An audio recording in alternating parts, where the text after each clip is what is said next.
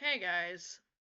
Alright, I did do a video outside. I just haven't started to upload that yet because I had to charge my phone. I decided to do another informational video for you. Um,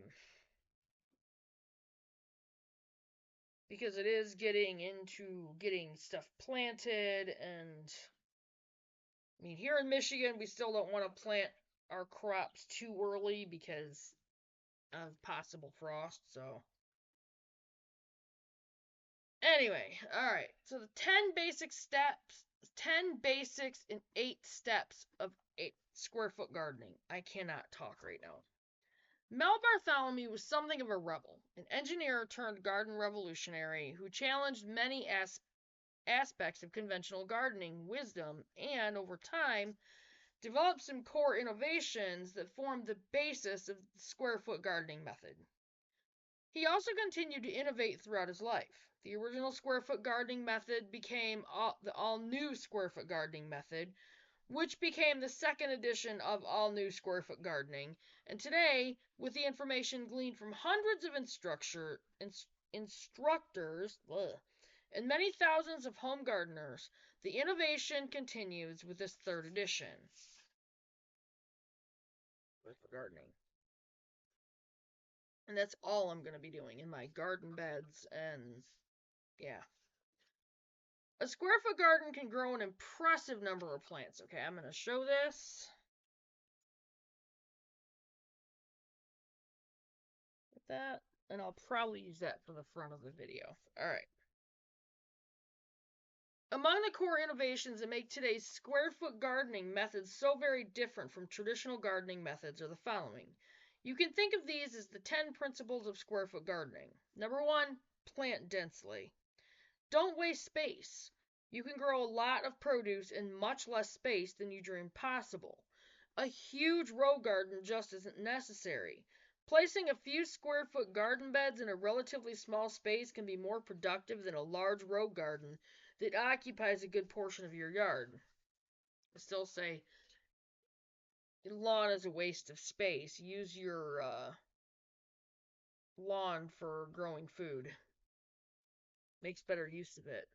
2, grow up. In other words, vertical gardening. The greatest productivity comes by growing up, not out. A variety of easy-to-build trellis structures allow vining vegetables to use the vertical plane rather than sprawling out and taking up space, as they do in a traditional row garden. Number 3, Mel's Mix, not garden soil. You don't need garden soil at all to grow great vegetables. You not only don't need it, but shouldn't use it. Okay.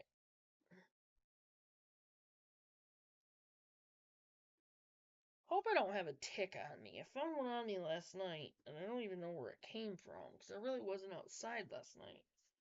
I was outside today, and I've been checking ever since I came in, so. You not only don't need it, but shouldn't use it. The best results come if you make your own growing medium, the fabulous formula Mel Bartholomew created, which we call Mel's Mix. Well, the mix I'm going to be using is. Sorry.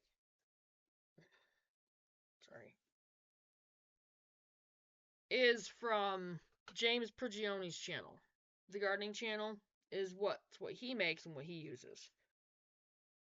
That's with the cocoa coir, the mushroom compost, the vermiculite, and the perlite. And I'm getting all of the ingredients to make my soil, so that'll be another video that I'll put out. Alright, a square foot garden will be easier to tend and harvest if you position it close to your home. It is also easier to admire if it's closer to your home. Number 4, garden close to your home.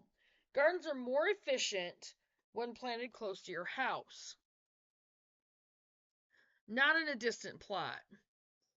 It's human nature to pay attention to what is close by hand, not square foot gardens need to be close to your house when you can admire them and tend them easily, rather than carrying tools out to a distant garden and lugging produce back to the house. With Mel Mix, a planting box just 6 inches deep is enough to grow great herbs and vegetables. Individual boxes planted about 3 feet apart make for a very efficient and productive vegetable garden that won't gobble up your entire yard. Well, again, you guys know how I feel about that. Number 5, grow shallow. Raised beds don't have to be large and deep. A mere 6 inches of growing medium is all it takes for most crops. Gone are the days of laboriously digging and double digging a row garden to mix in soil amendments to improve the soil. Number 6, fertilizer is not needed. Mel's mix includes a rich mixture of different composts and in its first year provides all the nutrients that plants need. Number 7, keep aisles between boxes narrow. Rather than long rows, a vegetable garden is most efficient planted in small boxes with aisles set about 3 feet apart. The traditional practice of planting long rows with wide empty spaces between them just creates more ground on which weeds can grow. There's no reason to take up a huge amount of your yard for your garden. It's not necessary to randomly scatter seeds, then thin them to the desired spacing once they sprout.